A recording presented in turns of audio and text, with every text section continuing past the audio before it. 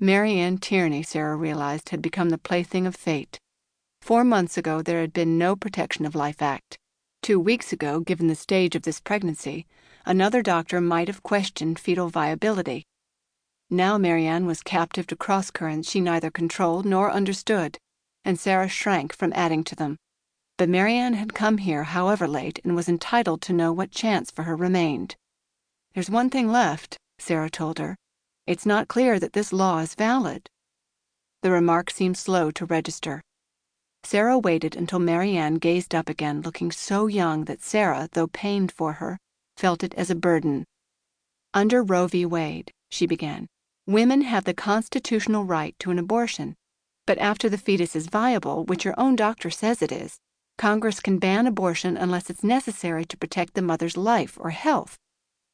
No one knows exactly what that means, and no court has decided yet whether the Protection of Life Act violates a minor's right to decide, with a doctor's advice, what a substantial medical risk means to her."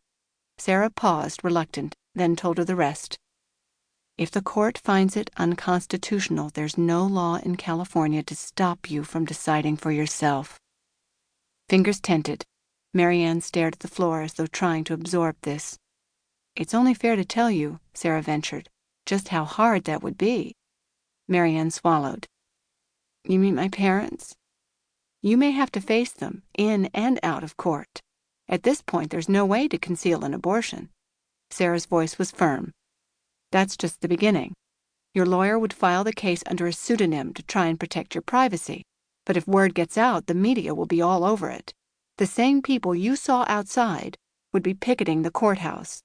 The pro-choice activists might try to use you as their poster girl. Because you'd be attacking an act of Congress, the Justice Department will be obligated to oppose you. And because most people believe without much thought that parental consent is good and late-term abortion is inhumane, the political pressure surrounding a challenge to the law could be enormous." Tears sprang to the girl's eyes again. Sarah forced herself to continue. "Most of all, I worry about you. The weeks you'd spend fighting this law would feel too long and too short. Too short because there's not that much time until you have the baby. Too long because every day could tear your family apart." Arms folded, Mary Ann began rocking back and forth, as though her pain were physical. Without much hope, Sarah ventured, "You only need one parent. Is there any way to change your mother's mind?" Mary Ann shook her head. "You don't understand. It would tear them apart, too." Her voice trailed off. "Would your doctor help?" Sarah asked. "No." The words were muffled. "He's my parents' friend. They all believe abortion is a sin. You're the only one who can help me." The simple anguish in those words broke through the last of Sarah's defenses. "My mother would have held you," she thought. "Then she'd have found a way." "It isn't fair," Sarah said. "I know that." Turning away, the girl shuddered, inconsolable. "I guess court's the only hope." Sarah drew a breath. "It would be a big case, Mary Ann. I'm just an associate. I can't take any case, let alone for free, without asking the partner's permission." The girl looked up at her. "Then ask them. Please." Abruptly, Sarah realized how many of her cautions for Mary Ann also applied to herself, and as quickly felt a defiant surge of the ego and independence, which, in a conservative and hierarchical law firm, she often struggled to suppress. "At least," Sarah temporized, "I can make some calls, maybe find someone else." The girl's face closed as if at a betrayal. Whatever. She was on the edge, Sarah told herself, and she was 15. By definition, even before this trauma, unstable, uncertain, untrustworthy, and self-involved, as Sarah remembered all too well.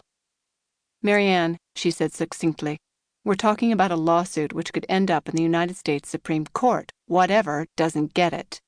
Chastened, the girl touched her eyes. "I'm sorry." Now Sarah, too, felt helpless. At length she said, "Tell me how I can reach you." Despairingly, the girl shook her head. "You can't. After I got pregnant, my mother took the phone out of my room." God, Sarah thought.